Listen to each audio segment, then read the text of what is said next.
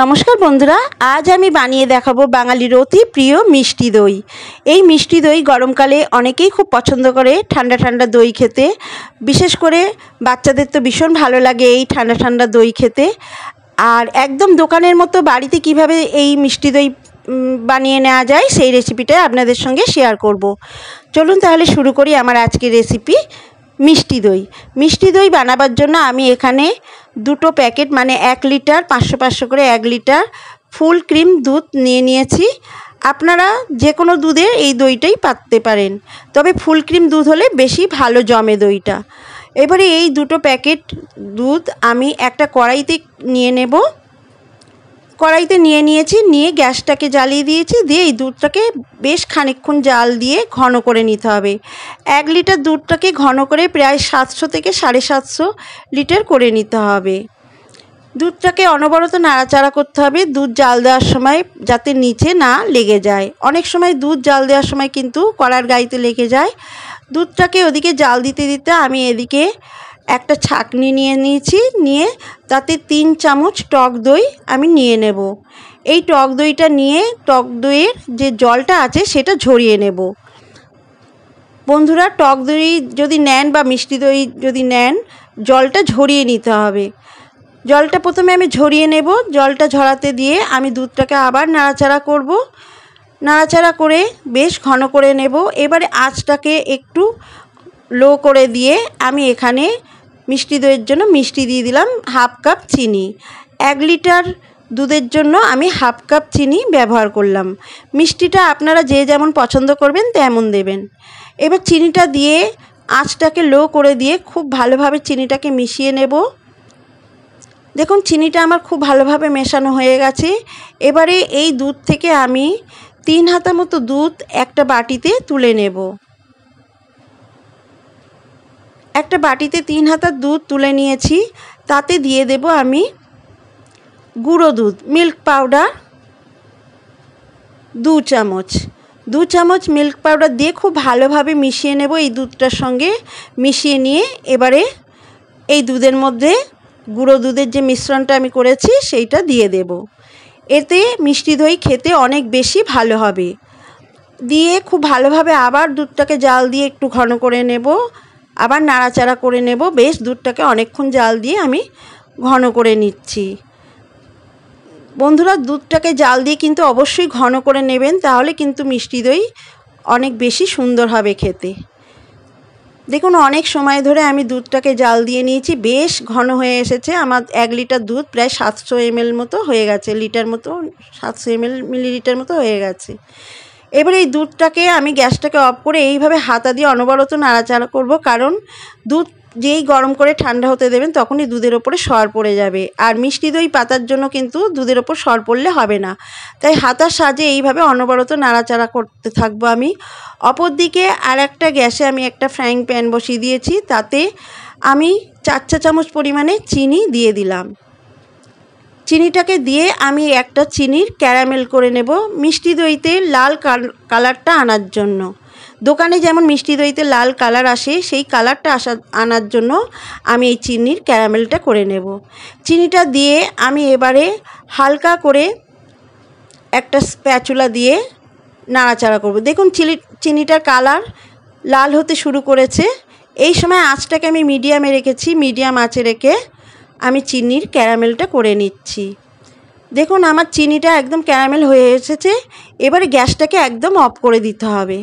গ্যাসটাকে অফ করে দিয়ে অনবরত এই ক্যারামেলটাকে নাড়াচাড়া করতে হবে, নাহলে কিন্তু ক্যারামেলটা পুড়ে যাবে বা জমে যাবে।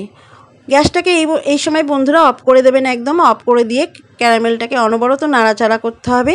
দেখুন আমার ক্যারামেলটা একদম তৈরি হয়ে গেছে, পারফেক্ট। এবারে আমি যে দুধটা জাল দিয়ে আমি ঠান্ডা হতে দিয়েছিলাম, সেই দুধটা থেকে খানিকটা পরিমাণে দুধ নিয়ে ক্যারামেলের ওপরে দিয়ে দেব। এই সময় বন্ধুরা অবশ্যই গ্যাসটাকে অফ রাখবেন, গ্যাসটা অফ রেখে তবে ক্যারামেলের সঙ্গে দুধটা মেশাবেন। দিয়ে দুধটা ভালোভাবে ক্যারামেলের সঙ্গে মিশিয়ে নেব। দেখুন খুব ভালোভাবে আমি মিশিয়ে নিয়েছি ক্যারামেলটা দুধের সঙ্গে। মিশিয়ে নিই এই ক্যারামেল মেশানো দুধটা ওই ঠান্ডা করতে দেওয়া দুধটা, যে দুধটা আমি ঘন করে রেখেছিলাম সেই দুধটার মধ্যে দিয়ে দেব। সমস্ত ক্যারামেলটা আমি দিয়ে দেব দুধের মধ্যে, দিয়ে খুব ভালোভাবে নাড়াচাড়া করে মিশিয়ে নিতে হবে। বন্ধুরা গ্যাসটাকে অবশ্যই এই সময় অফ রাখবেন, অফ রেখে এই মেশানোর কাজগুলো করতে হবে। দেখুন খুব ভালোভাবে আমি মিশিয়ে নিয়েছি ক্যারামেলটা। দেখুন একদম দোকানের দইয়ের যেমন লাল কালার আসে সেরকম কালার চলে এসেছে একদম। এবারে একটা আমি পাত্র নিয়ে নিয়েছি, যে পাত্রে আমি দইটা পাতাবো সেই পাত্রটা নিয়ে নিয়েছি। নিয়ে যে টক দইটা আমি জল ঝরাতে রেখেছিলাম সেই টক দইটা আমি এই পাত্রের মধ্যে নিয়ে নেব, যার মধ্যে আমি মিষ্টি দইটা বসাবো। এবারে এই টক দইটা খুব ভালোভাবে নাড়াচাড়া করে টক দইটা একদম ক্রিমের মতো করে তৈরি করে ফেটিয়ে নিতে হবে, যেন একদম ক্রিমের মতো হয়ে যায়। খুব ভালোভাবে নাড়াচাড়া করে দেখুন একদম টক দইটা আমার ক্রিমের মতো হয়ে গেছে। খুব ভালোভাবে টক দইটাকে আমি নাড়াচাড়া করে নিয়েছি।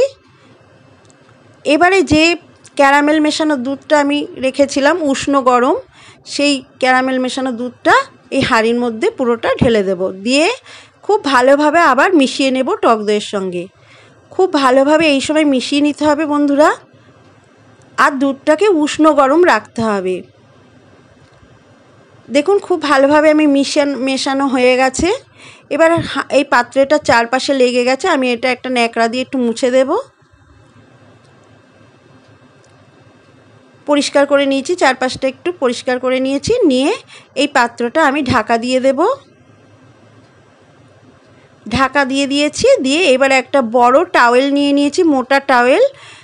সেই টাওয়েলের ওপরে এই পাত্রটা আমি বসিয়ে দেব, বসিয়ে দিয়ে টাওয়েলটা দিয়ে ভালোভাবে পাত্রটাকে মুড়ে দেব, খুব ভালোভাবে মুড়ে দিতে হবে। দিয়ে এটা আমি সারা রাত্রির জন্য এটাকে এক সাইডে রেখে দেব, কোনো নাড়াচাড়া করা যাবে না, এইভাবে সারা রাত রেখে দিতে হবে।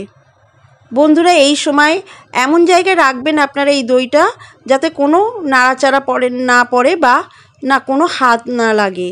এইভাবে সারা রাত টাওয়েলটা মুড়ে রেখে দিতে হবে। পরের দিন সকালবেলায় দেখাচ্ছি আপনাদের, টাওয়েলটা খুলে দেখুন আমার দইটা কতটা জমে গেছে, একদম জমে গেছে। আমার মিষ্টি দই একদম পারফেক্ট রেডি। আপনারাও এইভাবে বাড়িতে বানাবেন, খুব সুন্দর খেতে হয়, একদম দোকানের যেমন মিষ্টি দই তেমন খেতে হয়। দেখুন দইটা কতটা বসেছে, নাড়াচাড়া করে দেখাচ্ছি, দেখুন একদম টাইট হয়ে বসেছে দইটা। আমার মিষ্টি দইটা খুব সুন্দর জমে গেছে। এবারে আপনাদেরকে একটু আমি কেটেও দেখাবো যে কতটা সুন্দরভাবে দইটা আমার রেডি হয়েছে। আমি একটা চামচ নিয়ে নিয়েছি, এবারে এই চামচটা দিয়ে একটু কেটে দেখাচ্ছি। দেখুন আমার মিষ্টি দই একদম পারফেক্ট রেডি, একদম দোকানের মতো মিষ্টি দই তৈরি হয়ে গেছে। আপনারাও এইভাবে বাড়িতে বানাবেন। যদি বাড়িতে বানান তো কমেন্টসে লিখে জানাতে ভুলবেন না যে আপনাদের দইটা কেমনভাবে জমলো আর খেতে কেমন লাগলো। আমার আজকের এই মিষ্টি দই রেসিপি যদি ভালো লাগে তো অবশ্যই একটা লাইক করবেন, আর আমার চ্যানেলটিকে সাবস্ক্রাইব করে আমার পাশে থাকার অনুরোধ রইল। আর আমার এই ভিডিওটা প্রচুর পরিমাণে শেয়ার করবেন বন্ধুবান্ধবদের সঙ্গে। আবার ফিরে আসবো পরবর্তী একটা রেসিপি নিয়ে, ততক্ষণে সবাইকে অসংখ্য ধন্যবাদ।